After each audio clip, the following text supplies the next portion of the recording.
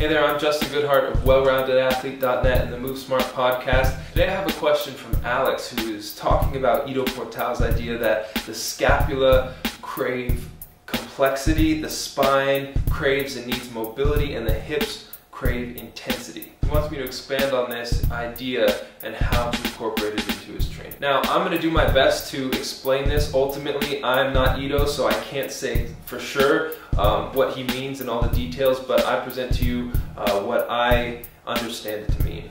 Okay, so kind of touching on the anatomy of the shoulder and the scapula. Basically, the scapula is just a bone kind of floating around on your back. And it's attached through only soft tissue, it's not directly connected to another bone. It controls the movement of the shoulder joint in a huge, huge way, and the shoulder joint is the most mobile joint of the entire body. Because the shoulder joint is the most complex joint and the scapula largely controls its motion, it has to be able to move and stabilize the shoulder and really the entire arm in a diverse and broad range of motion. And really anything you do with your hand or with your arm demands something from the scapula. So because the scapula is such a critical mover of the shoulder joint, and the shoulder joint is the most mobile and complex joint in the body, the scapula needs to have complexity in order to basically prevent injury and function at its peak. Now let's talk about the spine a little bit. The spine is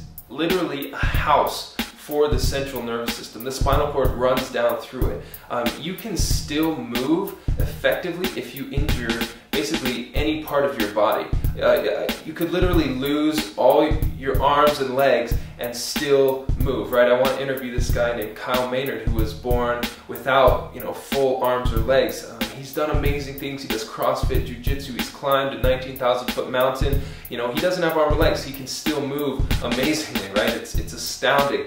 But, if his spine had been deformed or there was an issue there, an injury or malfunction in the spine can completely take you out of commission. In many ways, movement is organizing your limbs around your spine as gravity acts upon your body. So a mobile spine allows for more efficient and effective organization of movement as you travel through space. And a little story here is I had a friend recently who injured her back, okay? And she's an amazing gymnast, a climber, loves hiking and running and, all sorts of different sports. But this one little back injury completely put her out of commission. I think it was like 3 to 4 weeks before she could do anything at all. I mean, she maybe could hold like a plank. I think it took, a month or so to get a chin-up back. She couldn't do any twisting, and bending forward was just a major problem. It was a really huge challenge for her. Now, if she would have injured her elbow or her shoulder or her ankle or even knee, she could have continued at a much higher level some sort of movement practice.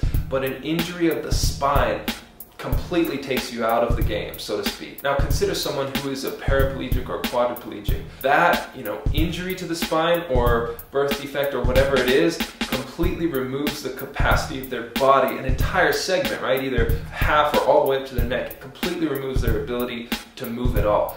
That is why you want mobility in the spine, because you want to prevent injury and you want to be able to effectively and efficiently organize your body in space. All right, now as far as the hips craving intensity, the hips are what, basically the muscles in and around the leg and the hip are what transport us from one place to another, that allow us to sprint and run and jump and absorb and lift heavy loads, right? All these things demand a higher intensity, and the hip joint is not as complex as the shoulder joint, for example. And the hips are also kind of the first joint right below most people's center of balance. And so if you're carrying a load, it goes and is carried, and the balance of that load is usually somewhere either right above or right near the hips. And again, the hips are not as complex as the shoulder joint and have to be able to carry and support much higher loads for much longer amounts of time and many more repetitions than is generally demanded from the shoulder. All right, Alex, that's pretty much all I have to say on it. Really great question.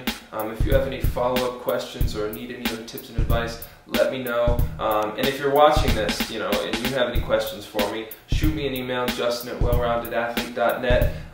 If you haven't already, check out the podcast by clicking here. I interview world-class people to help you build your own movement practice. And if you want more personal advice, personal attention, consider doing a consultation. I also do live online Skype coaching or programming, stuff like that. You can find more info by clicking here. Thanks so much for watching. Hope this has been useful. I'll see you next time.